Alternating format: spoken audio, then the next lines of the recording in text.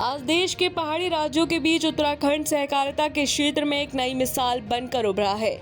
प्रधानमंत्री नरेंद्र मोदी की दूरगामी सोच, सहकारिता से समृद्धि, केंद्रीय मंत्री अमित शाह की नीतिगत पहल और मुख्यमंत्री पुष्कर सिंह धामी के कुशल धरातलीय क्रियान्वयन का ही नतीजा है कि प्रदेश का ग्रामीण अर्थशास्त्र तेजी से बदल रहा है। डबल इंजन सरकार की नीतियों ने यह साबित कर दिया है कि सहकारिता केवल एक प्रशासनिक ढांचा नहीं, बल्कि किसानों को आत्मनिर्भर बनाने और उनकी कमाई बढ़ाने का सशक्त जरिया है। इस बदलाव का सबसे मजबूत पहलू आंकड़ों और जमीनी नतीजों में साफ झलकता है।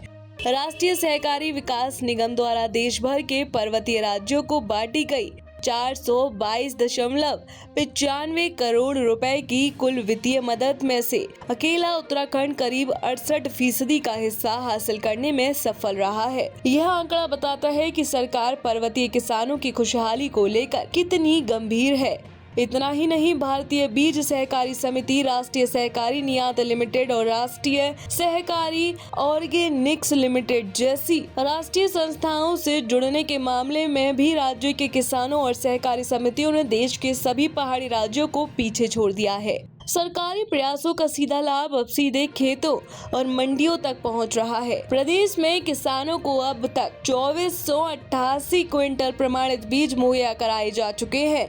इसके अलावा 417 मीट्रिक टन जैविक गेहूं, 40 मीट्रिक टन जैविक बासमती और 30 मीट्रिक टन जैविक स्वीटनर्स की सीधी खरीद कर किसानों को उनकी फसल का बेहतरीन मूल्य दिलाया गया है। राज्य की 551 समितियां बीज समिति, 487 समितियां निर्यात समिति और 387 समितियां ऑर्गेनिक समिति का हिस्सा बन चुकी है, जिससे उत्तराखंड के स्थानीय उत्पाद अब सिर्फ देश ही नहीं बल्कि अंतर्राष्ट्रीय बाजारों में भी अपनी खास पहचान बना रहे हैं।